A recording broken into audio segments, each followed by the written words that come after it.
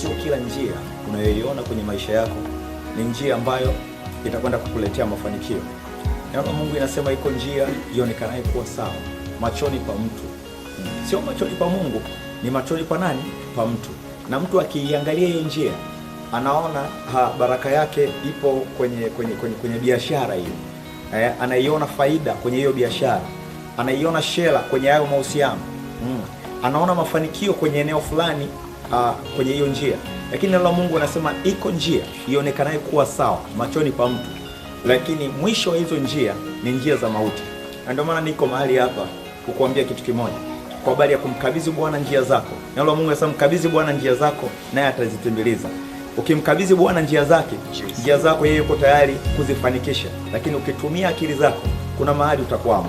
Kuna mahali hutaweza kuendelea kwa sababu umetumia akili zako, na adui naye anakutengenezea picha kuiona hiyo njia kuwa sawa, lakini yeye anajua anachokifanya. Anajua kuna mtego ambao amekutengenezea kwenye maisha yako ili unase kwenye hiyo mtego. Ndugu yangu, hata gerezani pia kuna milango. Kwa hiyo sio kila mlango unaofunguka ni mlango ambao Mungu amekusudia kwenye maisha yako. Barikiwa sana.